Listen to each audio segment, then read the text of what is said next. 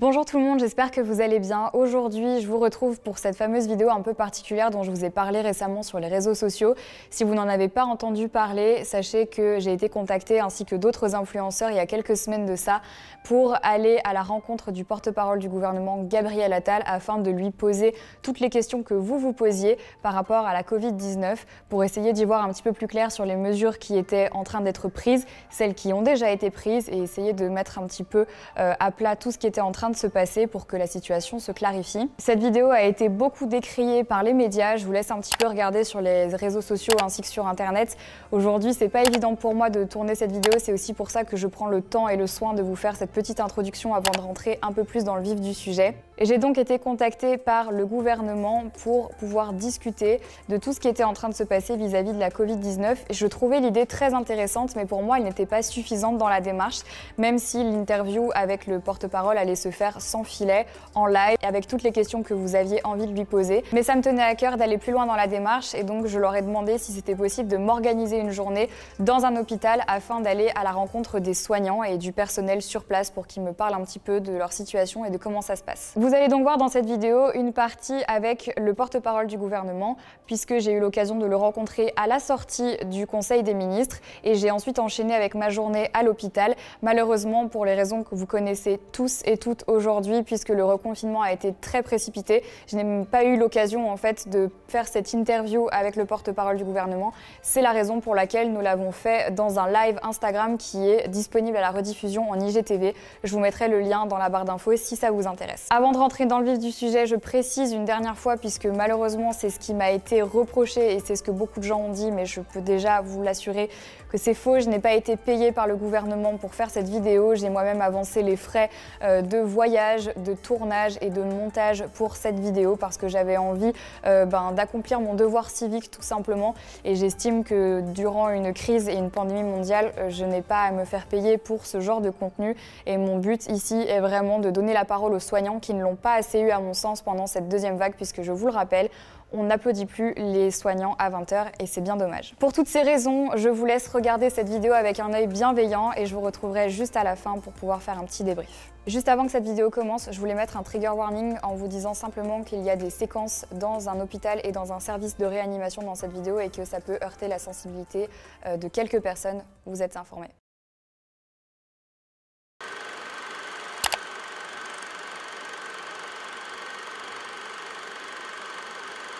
Donc on vient d'arriver à l'Elysée et là donc le ministre Gabriel Attal vient de terminer le Conseil de défense et là il va bientôt finir le Conseil des ministres. À l'heure à laquelle vous regardez cette vidéo, les annonces ont déjà été annoncées. Là aujourd'hui on est mercredi donc on va les entendre. C'est la première fois que je suis à l'Elysée donc je suis très honorée d'être là, très contente mais aussi très stressée parce que j'ai vraiment envie de retransmettre vos questions, vos interrogations, vos doutes au mieux en fait parce que vous avez été très nombreux à me poser des questions sur Instagram. Écoutez, c'est parti, je vous emmène avec moi dans cette journée qui va être, je crois, très intense. On y va.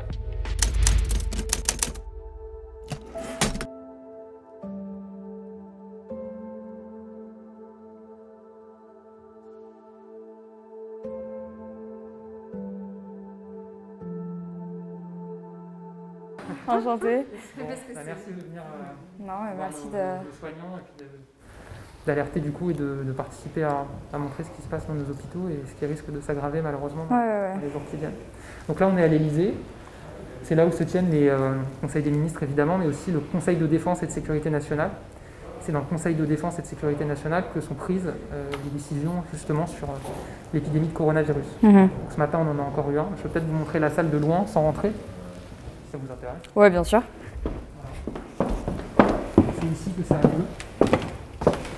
D'accord. Donc autour du président de la République qui est assis toujours là-bas en bout de table.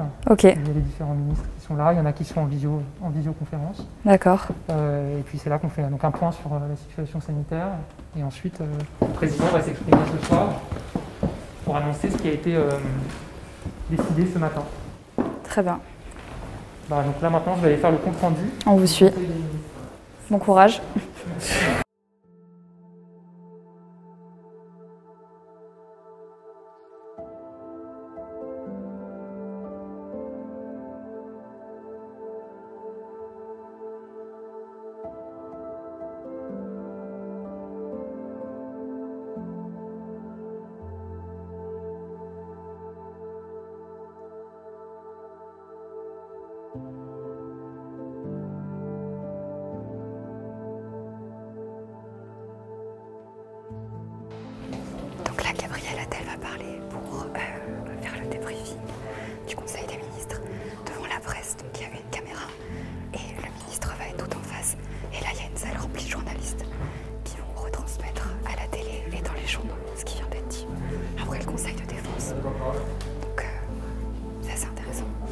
Mesdames, Messieurs, bonjour à tous. Un conseil des ministres s'est tenu ce matin dans le contexte sanitaire que vous connaissez.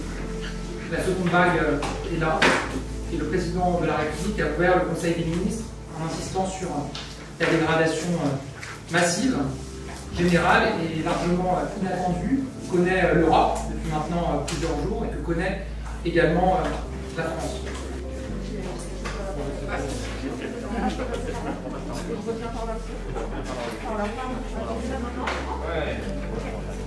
Donc là, du coup, on vient de sortir de la conférence de presse. On retourne directement en fait, au ministère pour déjeuner. Comme vous avez pu le voir, l'ambiance elle est assez tendue, mais c'est parce qu'il y a plusieurs crises en ce moment. Si vous suivez l'actualité avec la Turquie, c'est quand même très tendu. C'est la raison pour laquelle on a eu très peu de conversations avec Gabriel Attal pour le moment. Donc j'espère en avoir plus, même si je vous avoue que ce n'est pas le sujet principal de cette journée. On en reparlera au fur et à mesure de la vidéo. Puisque là on déjeune, puis on se rend à l'hôpital de la Pitié-Salpêtrière et je vous en reparlerai une fois là-bas. Donc on y va.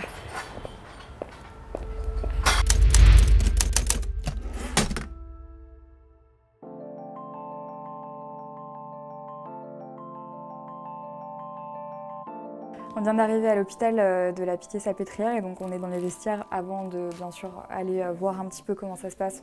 Il faut s'équiper, donc on a toute la blouse, les surchaussures, la charlotte, bien entendu pour éviter d'être contaminé et de contaminer. Donc du coup on va passer au vestiaire, on va se changer, toute l'équipe.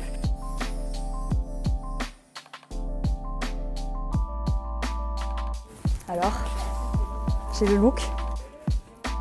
Je savais qu'il allait me servir cet élastique. Ok, voilà. Bon, bah voilà, on est prêt.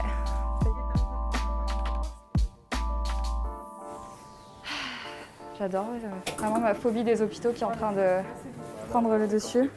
Oh là. Ouais, je veux pas vous cacher que je suis pas très à l'aise dans les hôpitaux de manière générale, donc là j'avoue que bon, c'est bien, je surpasse ma peur. Aujourd'hui, j'aimerais parler d'un sujet qui, moi, m'a rendu très triste, c'est de savoir qu'il y a beaucoup de gens qui étaient atteints de maladies chroniques et qui venaient pas en fait à l'hôpital à cause du Covid, notamment des gens avec un début de cancer qui venaient pas parce qu'ils avaient peur d'attraper le Covid. Est-ce que c'est vraiment le cas Ah oui, c'est notre grande inquiétude.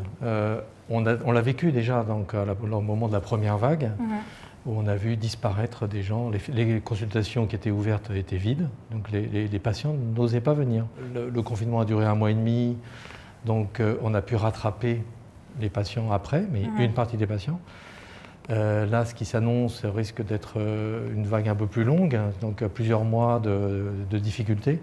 Et donc on est très inquiet aussi de ça, c'est-à-dire donc il faut absolument que les patients comprennent qu'il n'y a pas de danger en fait, à venir à l'hôpital. Et qu'il est fondamental de se faire dépister, de consulter et de faire les examens complémentaires qu'il faut et de se faire opérer éventuellement si jamais il y a un problème chirurgical. Les circuits sont totalement séparés. C'est-à-dire donc, alors ça peut être au même étage, mais il n'y a pas de mélange de circuits. Il ne peut pas y avoir de contamination au sein de l'hôpital. Comment est-ce que vous vous sentez, vous? Je ne parle pas de l'hôpital, je ne parle pas du secteur ici, de l'étage, mais vous, personnellement, comment est-ce que ça va? Je ne sais pas si on vous pose vraiment beaucoup la question, alors je vous la pose parce que c'est important de savoir. Je serais curieuse de savoir. Pas souvent, et donc effectivement, moi je suis surtout très inquiet, en fait. Donc, inquiet du développement de l'épidémie qui est vraiment majeur, en fait. Et donc du traitement des patients qu'on a déjà programmés, qu'on souhaiterait prendre en charge, et qui malheureusement s'auto-annulent. Et vous trouvez que la deuxième vague a été suffisamment anticipée? Parce que j'ai l'impression que dans l'état d'esprit général, il y a beaucoup de personnes qui se plaignent du fait qu'à leur sens, la deuxième vague aurait pu être peut-être mieux préparée et mieux anticipée. Qu'est-ce que vous pensez de ça? Là, moi, ce que je vois, c'est un petit peu, si on sort un petit peu de la France, on voit que c'est un peu la même chose partout. Ouais. Et donc, il y a eu des organisations un peu différentes. Quand on voit la Suède, quand on voit l'Italie, l'Espagne. Et en fait, la deuxième vague, elle est en train d'arriver absolument partout, quelles que soient les organisations. Donc maintenant, on est confronté à cette deuxième vague. Il faut absolument réagir rapidement parce qu'on voit que les chiffres sont en train de devenir un peu affolants, quoi, en fait. Hein. Ouais. Sans vouloir faire peur, hein, mais enfin, on se rend compte que les contagions sont majeures, quoi, en fait. Hein, donc, il faut absolument bloquer ce système-là. Et à ce titre, qu'est-ce que vous aimeriez dire aux gens, en fait, qui nous regardent? Parce que bon, je pense qu'il y a plein de gens qui vont regarder cette vidéo, mais la tranche d'âge est quand même majoritairement jeune. Donc moi, quand je dis jeune, c'est de 13 à 35 ans. Alors j'essaye de, bon, voilà. Qu'est-ce que vous aimeriez leur dire? Parce que je pense qu'il y a beaucoup de choses qu'ils savent, mais peut-être une petite piqûre de rappel ou... Moi, j'aimerais dire 2 choses, en fait. Prudence. Prudence pour eux, parce qu'en fait, il n'y a pas que des personnes âgées dans les réanimations. Donc malheureusement, il y a aussi des jeunes. Donc prudence, et puis quelque chose qu'ils peuvent quand même bien comprendre, quand même, c'est la solidarité. C'est-à-dire il faut être solidaire des autres générations aussi. Donc de leurs amis, donc, parce qu'on ne sait pas quoi, si dans les amis il n'y a pas des gens fragiles, et des autres générations, c'est-à-dire donc qu'ils prennent un petit peu leurs responsabilités. C'est-à-dire on ne peut pas tout attendre, vous me parliez de l'État, du gouvernement, etc. C'est important. Mais je pense que le sens des responsabilités, il doit être absolument partagé par les jeunes, là, des générations dont vous parliez, quoi, en fait. Hein. Donc voilà, prudence et solidarité, ouais, ça me paraît vraiment les 2 termes importants pour eux. Bon, bah écoutez, merci beaucoup. C'était super enrichissant. J'espère que le mot sera passé. Si vous avez autre chose à rajouter, n'hésitez pas. Non, mais je vous remercie en tout cas de sensibiliser vos followers. Oui, écoutez, je fais à mon échelle ce qui doit être fait. Vous soignez des gens et moi j'essaye d'informer en espérant qu'on forme une bonne équipe pour cette seconde vague. C'est très important. Du coup, en fait, le bâtiment, là, pendant la première vague, il a été transformé en service de réanimation. Et du coup, nous, le personnel qui étions déjà ici, on a été formés rapidement en 3 jours pour continuer les soins et faire de la réanimation. Alors qu'à la base ici c'est un service ambulatoire. C'est ça, la chirurgie. Donc du coup ça c'est des photos. On a voulu garder des traces de ce qu'on avait mettre fait dans notre salle de pause pour se le rappeler. Et là vous pensez que pour la deuxième vague ça va être la même chose? Vous pensez qu'on va s'il faut libérer des places en réa et comme il y aura moins d'activités chirurgicales, c'est possible. S'ils ont besoin, là actuellement on ne peut plus compter sur l'aide qu'il y a eu d'extérieur. On a eu beaucoup de professionnels de santé qui sont venus d'autres régions. Et comme maintenant toutes les régions sont touchées, du coup on va avoir besoin de tout le monde. Et qu'est-ce que vous attendez du gouvernement? Est-ce qu'il y a des choses qui pourraient être améliorées? Est-ce que le gouvernement pourrait vous aider? Est-ce qu'il y a des mesures qui pourraient être prises et qui pourraient améliorer votre situation actuelle?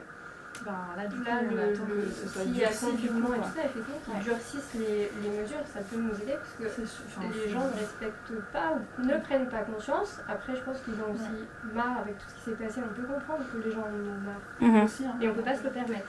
Aujourd'hui, c'est pas possible. Non, parce que applaudir les gens à 20h, c'est bien. Mais nous, on se retrouve, les derniers qui seront touchés, il y aura les patients, il y aura aussi nous, et on est aussi humains. On est aussi fatigués, on a aussi une vie, on a aussi nos familles. Pour la plupart, on était mères de famille. Ça veut dire pendant ce temps-là, nos enfants, on les a pas vus. Et c'est tout ça. C'est le plus compliqué, c'est être dans l'incertitude. On ne sait pas, tous les jours, on change l'organisation. Moi, je me rappelle la première vague, de jour au lendemain, on a transformé cette unité en réa. En 3 jours, c'était en réa, avec des formations accélérées, avec du personnel qui n'était pas prêt. Et là, on savait dès le départ qu'on va arriver à une deuxième vague. Et je pense qu'il fallait déjà prévoir plus de, je sais pas, plus de lits de réanimation, plus de moyens aussi humains. Parce que les moyens humains, ça va rester toujours les mêmes. Qui ont donné la première vague, qui vont donner la deuxième vague. Sauf que on s'en doutait, enfin on s'y attendait. Et la dernière question que je vais vous poser, qui est pour moi assez essentielle, parce que je le vois aussi avec les citoyens et je le vois aussi à titre personnel. Qu'est-ce que vous pensez de l'impact psychologique du Covid sur les gens, mais aussi bien sûr sur vous, le personnel hospitalier? Comment ça va? Est-ce qu'il y a une cellule de crise psychologique qui a été mise en place pour vous? Est-ce que vous avez des gens à qui parler? Est-ce que vous avez de l'aide à ce niveau-là? Il y a une cellule qui est en place. D'accord. Il y a eu des psychologues qui venaient pendant la réanimation. Encore maintenant, elle est en place, on peut les contacter. Elle est en place toujours, mais c'est plus comme avant, parce qu'il fallait vite s'adapter de nouveau à ouvrir les portes pour opérer les gens aussi. parce que ça, il fallait de nouveau réorganiser. Et là, de nouveau, je pense que, mais je ne parle pas que des soignants, tous même vous, nous, oui, bien sûr. On n'est pas prêt. Je pense qu'il y aura des conséquences psychologiques très importantes, même surtout sur les jeunes. Moi, j'ai un fils de 14 ans, les enfants, ils savent que c'est grave, mais ils ne comprennent pas pourquoi il faut rester à la maison. Et je pense que c'est là où il faut vraiment travailler là-dessus. Les enfants des soignants aussi, je pense. Enfin, nous, nos enfants, c'est vrai que leur expliquer du jour au lendemain, c'est plus maman qui vient te chercher ou tu la vois pas pendant 3 jours parce que c'est des journées. Je pense que pour eux, les petits, ça a été traumatisant. Et ils sont encore pas très bien et ils sont pas sereins. Donc là, on vient d'arriver dans le service de réanimation et de médecine intensive. Là, l'idée, c'est qu'on se rechange entièrement et cette fois-ci, comme on vient d'arriver dans ce service de réanimation et qu'on sera au contact de cas Covid, on va enlever nos vêtements, on va enlever nos bijoux et on va se rechanger entièrement pour éviter d'avoir nos habits civils avec nous et de retransmettre le virus en fait en ressortant à l'extérieur ou en rentrant chez nous.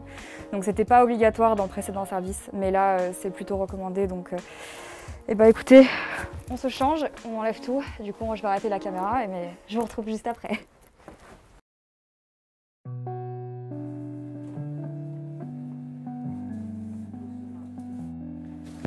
Donc là, on va rentrer dans la réanimation. Et on se frictionne les mains. Bon, Marie, on entre dans la réanimation là. D'accord.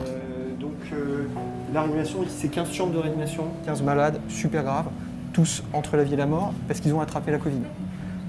Ici, le patient que tu vois, ses poumons sont complètement tombés en panne et c'est la machine à droite avec l'écran bleu qui le fait respirer artificiellement. C'est ce qu'on appelle un respirateur. C'est le fameux respirateur qui est relié par les 2 gros tuyaux au patient.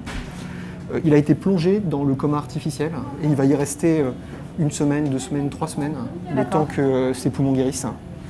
Et il est tellement malade, ses poumons ils sont tellement malades que ce que tu peux voir, c'est qu'on était obligé de le mettre sur le ventre et il passe la moitié de la journée sur le ventre. Et vous donnez des nouvelles à leur famille, combien de fois, comment ça se passe, quelles sont les nouvelles qui leur sont transmises? C'est très dur, Marie, pour les familles, très très dur. D'habitude, les familles, elles sont chez elles ici. La réanimation, c'est ouvert 24 heures sur 24. On est très très accueillant. Et en fait, à cause de l'épidémie, on ne peut pas accueillir les familles autant qu'on voudrait. Donc on les appelle 1 fois par jour pour leur donner le maximum de nouvelles. Et puis, tous les 3-4 jours, ils peuvent venir 1 heure. Donc là, bien sûr, on ne va pas rentrer dans les chambres des patients. C'est la raison pour laquelle on ne porte pas les masques FFP2. En revanche, on peut voir l'état de maladie des patients à travers la vitre et voir la manière dont ils sont soignés. Donc voilà. Marie, ici, on a un patient qui est jeune. Il a 39 ans. 39 ans. Il est entre la vie et la mort. Il est encore plus grave que celui que je t'ai montré avant.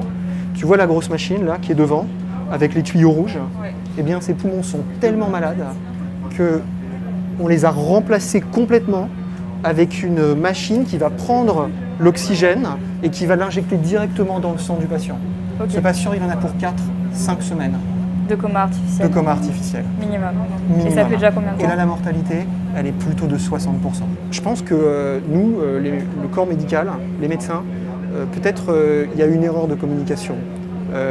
On a dit, c'est des patients qui ont des comorbidités, c'est des patients qui sont âgés. Et par comorbidité, on imagine des cancers, des patients très vieux, des patients qui ont le cœur malade, les poumons très malades.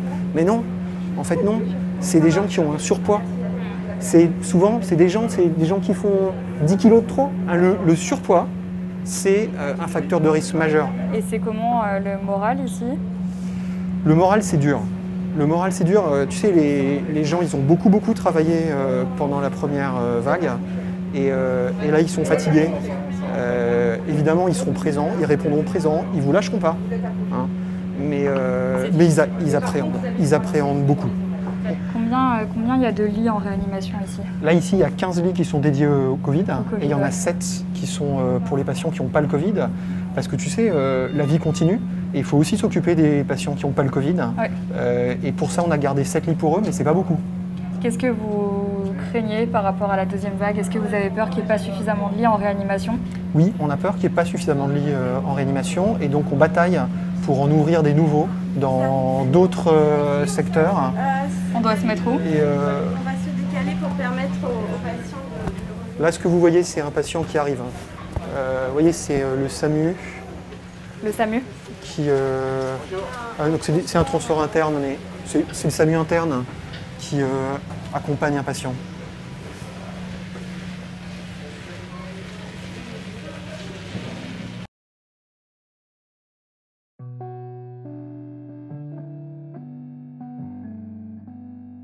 Au cours du mois de septembre, c'était un patient tous les jours, parfois même tous les 2 jours.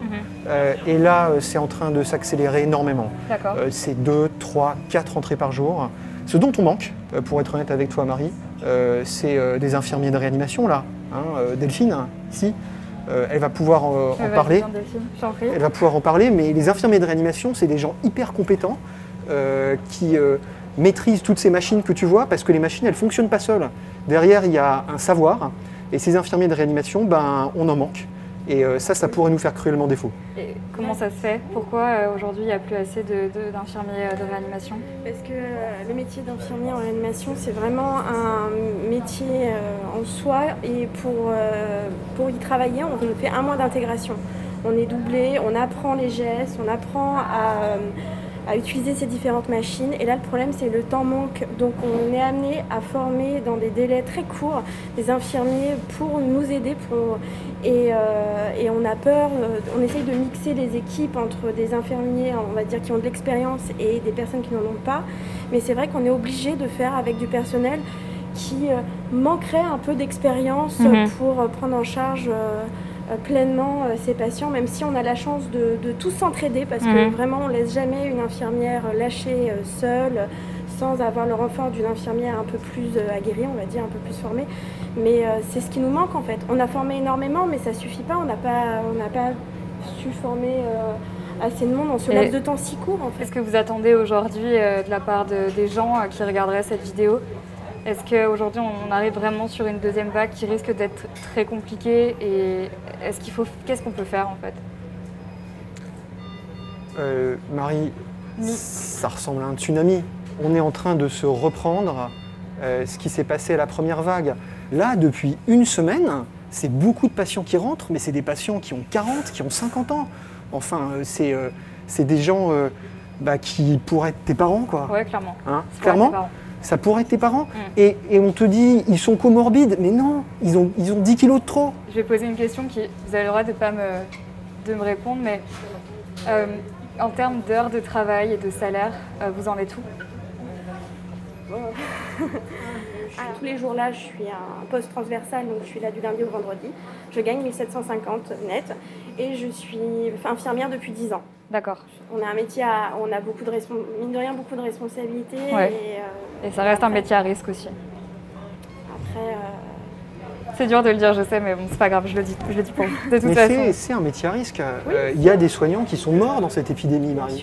Il y a des soignants qui sont morts en sauvant des vies. Et est-ce que vous estimez qu'ici, vous êtes quand même un hôpital bien préparé par rapport à d'autres hôpitaux? Marie, on a de la chance ici, en fait. On a de la chance. On travaille à l'AP-HP. C'est une très grosse institution. On a des moyens. On est une équipe super soudée. Et surtout, on fait partie des premières réanimations qui ont pris en charge des malades atteints de Covid. Donc on a acquis de l'expérience. Mais moi, je pense à tous les soignants qui n'ont pas la chance de travailler dans des endroits comme ça. Et je trouve que c'est très dur pour eux. Et vraiment, je veux leur dire bon courage. Bon courage.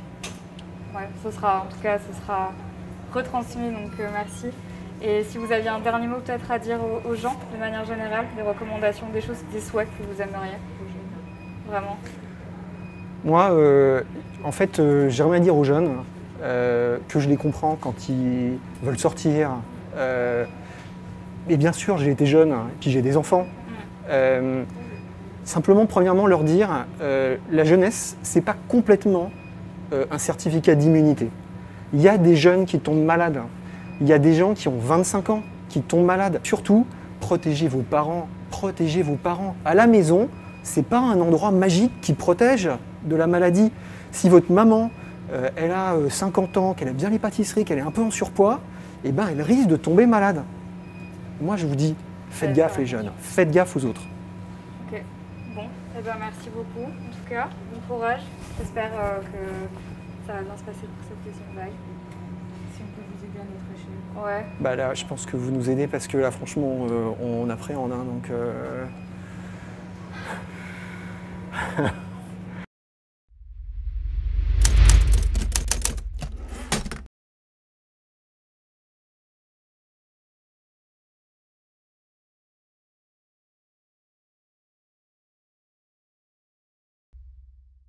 Bon Mathis, merci de bien vouloir me parler, c'est super important. Donc si tu veux bien expliquer un petit peu ton cas aux gens qui regardent cette vidéo, je pense que ça va remettre pas mal d'idées en place. Donc voilà. Alors par où commencer? Non, donc moi je suis venu parce que j'ai été hospitalisé ici à la Salpêtrière lors de la première vague. Donc j'ai été malade en fait à partir de fin février pendant 2 semaines chez moi avec de la fièvre. À l'époque, le Covid était encore pas très développé en France, et donc les médecins ne savaient pas trop ce que j'avais. Et puis au final, j'ai été testé au début mars, le 7 mars, et donc j'ai rejoint l'hôpital parce que j'avais été testé positif au Covid. Là, on m'a vite plongé dans le coma pendant 3 semaines pour pouvoir m'intuber et faire marcher mes poumons à ma place, parce que j'arrivais pas plus à faire le travail. À la suite de ce coma, donc on m'a réveillé. La première semaine de réveil, c'est une semaine très difficile parce qu'on prend beaucoup de produits très forts, dont de la kétamine par exemple, et qui provoquent beaucoup d'hallucinations au réveil. Donc là, c'est vraiment une semaine très difficile où on n'a plus de notion du temps, plus de notion de l'espace. On a des hallucinations tous les jours, beaucoup de crises d'angoisse, alors que je ne suis pas quelqu'un d'angoissé de base.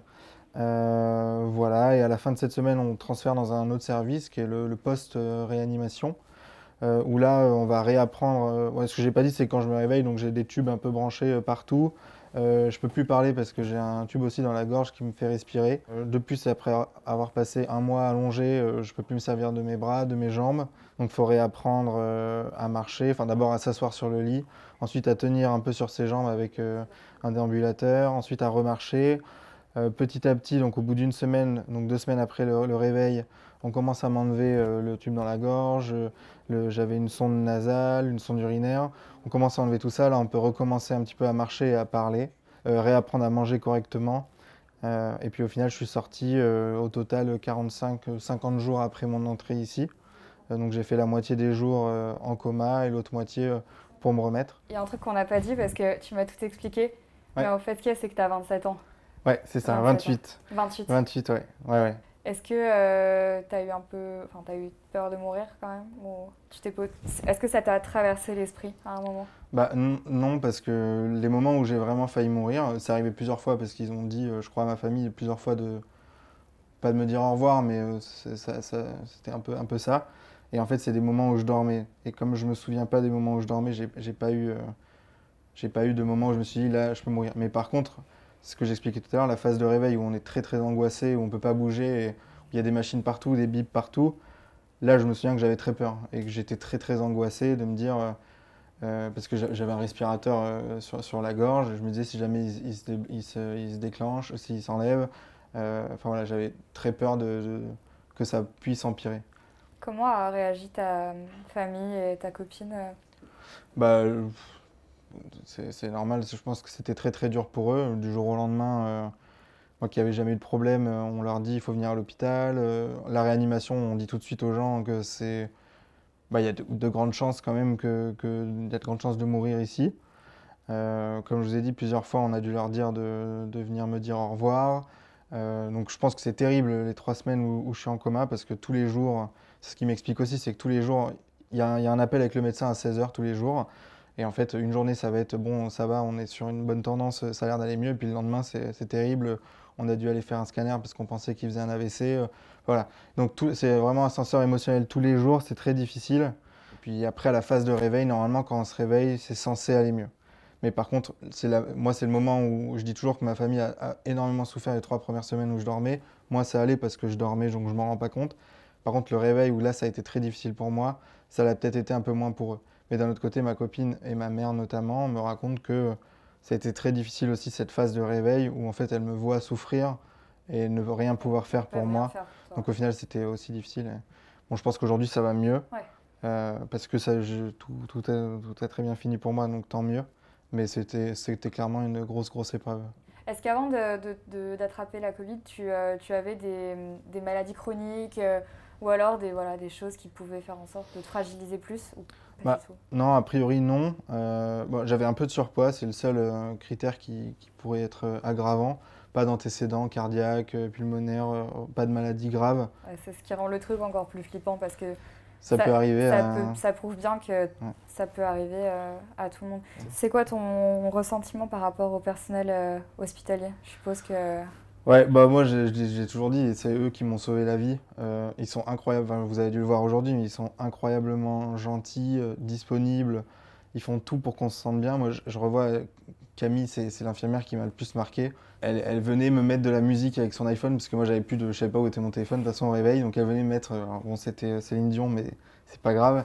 Mais, écoute, c'est le geste qui compte. Et je me souviens que ça me faisait un bien fou quand elle arrivait dans la chambre. Je sais plus son nom, mais une fois la nuit où j'angoissais parce que je dormais pas, de toute façon, moi j'arrive pas à dormir sur le dos, donc à l'hôpital on est toujours sur le dos avec plein de tubes, donc j'ai pas dormi pendant 3 semaines. Et une fille, une infirmière ou une aide-soignante, je sais plus, qui est arrivée la nuit dans la chambre. Elle voyait que j'étais angoissé, elle m'a dit écoute, j'arrête tout, je me pose là un quart d'heure jusqu'à ce que tu t'endormes. Et ce genre de petits gestes, je trouvais ça vraiment génialissime. Et vraiment, enfin voilà, c'est ça. Il y a les médecins d'abord à qui j'ai laissé ma vie quand ils m'ont plongé dans le coma, où là ils m'ont sauvé. Et puis après, il y a toute la phase après où ils sont là pour vous accompagner. Et je pense qu'ils ont eu peur parce que j'étais jeune, que c'était un cas grave. Et donc ils étaient contents de me voir quand j'ai remarché, tout le monde était très content. Quand je suis revenu, tout le monde était très content. Tu aurais un mot pour les jeunes qui regardent cette vidéo? Après, moi, je me passe pas en donneur de leçons. Mais c'est vrai que c'est quelque chose d'assez exceptionnel qui arrive aujourd'hui avec le coronavirus. J'entends souvent beaucoup de gens se plaindre qu'on leur retire leur liberté. Bon, en soi, les efforts qu'on a à faire sont... Je ne sais plus quel médecin disait on vous retire votre liberté quand on vous met un tube dans la gorge et que vous êtes endormi pendant 1 mois. Là, c'est un retrait de liberté et c'est beaucoup plus grave que mettre un masque, essayer de respecter les distanciations sociales. Et même ce soir, il y aura peut-être des annonces sur le confinement. C'est pas grave, quoi. On s'en remettra. Et j'espère que dans 10 ans, on se souviendra de cette époque en disant tu te souviens, on n'avait pas le droit de sortir à plus d'1 kilomètre de chez nous. Voilà. J'espère qu'on s'en souviendra comme ça, quoi.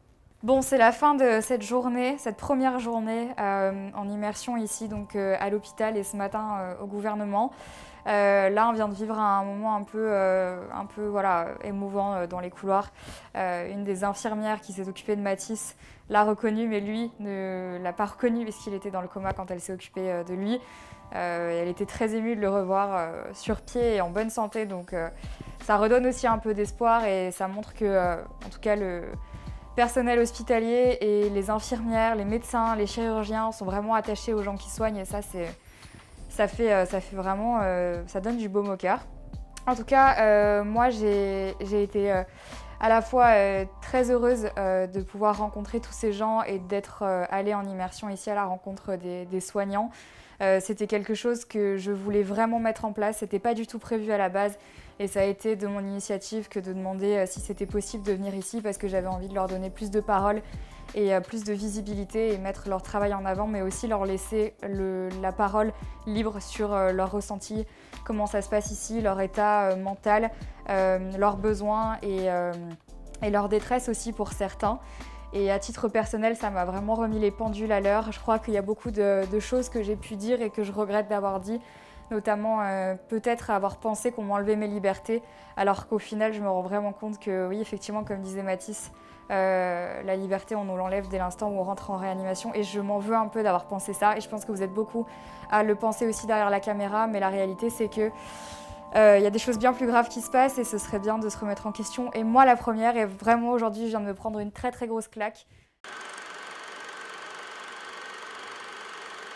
Voilà, comme vous avez pu le voir, la vidéo s'arrête un petit peu brutalement à l'hôpital puisque comme je vous le disais au début de cette vidéo, j'étais censée retourner le vendredi suivant au gouvernement pour pouvoir faire cette interview, cette entrevue avec le porte-parole du gouvernement et pouvoir lui poser toutes les questions que vous m'aviez transmises sur les réseaux sociaux. Comme ça n'a pas pu être fait suite au reconfinement, j'ai quand même poussé ma demande parce que j'avais vraiment envie en fait que vous puissiez avoir l'occasion de poser des questions. Je sais que c'est pas forcément facile pour nous en tant que jeunes d'avoir une voix et de réussir à la porter jusqu'au gouvernement, donc j'avais vraiment envie d'être cette passerelle et de quand même pouvoir vous donner l'opportunité de vous exprimer malgré tout. C'est la raison pour laquelle on a quand même réussi à faire ce fameux live sur Instagram où vous avez pu poser toutes les questions qui vous passaient par la tête, polémiques ou pas polémiques. Donc je vous recommande vivement d'aller regarder cette interview avec le porte-parole du gouvernement parce qu'il y a peut-être une de vos questions qui a été posée et qui a eu une réponse, donc allez voir ça, ça peut être je pense très intéressant. Pour ma part, je ressors vraiment grandi de cette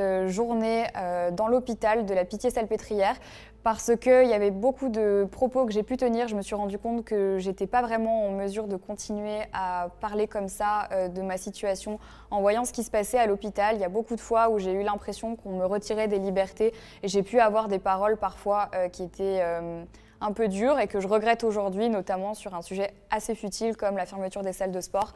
Mais après être passée en service de réanimation et avoir vu les nombreux cas Covid présents sur place, je me suis rendu compte que c'était aussi de mon devoir civique de mesurer mes paroles et c'est pour ça que je vous en parle aussi dans cette vidéo. Pour être honnête avec vous, je sais que cette vidéo a été vraiment très polémiquée sur les réseaux sociaux et à juste titre, je le comprends parfaitement. Je me voyais pas faire comme s'il se passait rien. Je trouve que quand on a une voix, c'est bien de l'utiliser pour la bonne cause et pour les bonnes raisons. J'ai simplement estimé que c'était important de faire mon devoir civique comme n'importe quelle citoyenne et que je me voyais pas faire comme s'il se passait rien et continuer ma vie comme si de rien n'était alors qu'il se passe des choses bien plus graves dans le monde. J'ai pas du tout envie de vous partager ces valeurs, en tout cas ce ne sont pas les miennes. Je suis parfaitement consciente que l'hôpital de la Pitié-Salpêtrière est un hôpital favorisé par rapport à beaucoup d'autres hôpitaux en France et j'en suis vraiment consciente. Je tenais vraiment à vous le spécifier ici dans cette vidéo puisque je sais que c'est le genre de commentaire qui va ressurgir. La marque Hello Body m'a également contactée pour participer au projet de cette vidéo et a proposé d'offrir énormément de produits au personnel soignant d'un hôpital